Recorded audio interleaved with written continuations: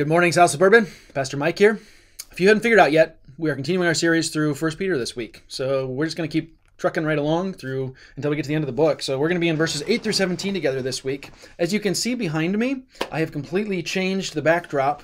I've been slowly organizing my bookshelves since I moved in, and Heather noted that the only thing that I hadn't really organized at all, which is what appears on the videos every week.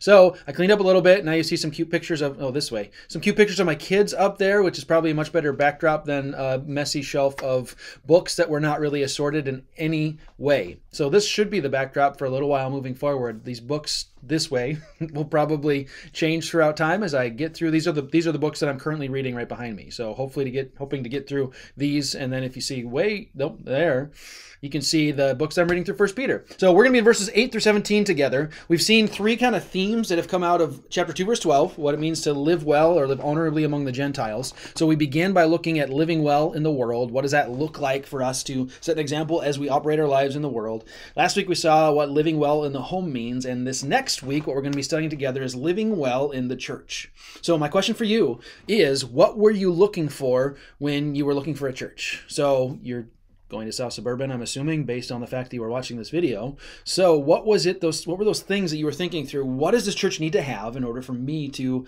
become affiliated, to become associated, for that to become my church? So a few things I've always thought of as people talk to me about various church ideas is maybe what you were looking for was encouraging teaching. So maybe it was a specific style that you were looking for. Maybe it was positive and encouraging church, where you would leave with a positive, encouraging, uplifting message to get you through the rest of the week. Maybe it was a water slide in the kids' ministry, that banging, awesome thing that your kids beg to come for every week. I think my kids come for goldfish. That's pretty much their only criteria. Other people, if you haven't seen this, there's a little funny YouTube video called Church Hunters. I encourage you to look up. In there, they are poking fun at the way many people approach churches as like house hunters. And in there, the woman says that she's looking for the humor of Andy Stanley with the body of Stephen Furtick. So people have different expectations for what it means, what they're looking for when they come to church. What we're going to spend time studying this week is, what does God say, and what does Peter explicitly here in this text tell us should be the markers of a healthy and a faithful church. So again, 1 Peter 3, 8 through 17. I'd encourage you to come here, read that text before we gather together this weekend. We have services at 9 o'clock and 10:30.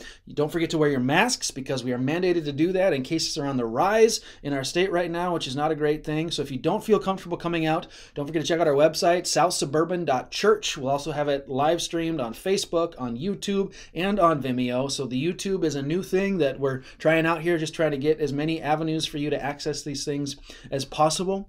Again, if you got any questions, or if you would like to talk through any more of these things, please reach out to me, Mike S. at ssefc.org. I'm looking forward to seeing you either virtually or in person on Sunday.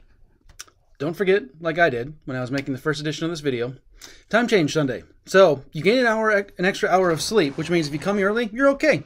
But don't plan to come late. So service is still same times, but the time is changing. So you who don't have young kids like I do get an extra hour of sleep. Enjoy it. We'll see you bright-eyed and bushy-tailed Sunday morning. That's it. That's all I've got. I don't know why you're still waiting around here.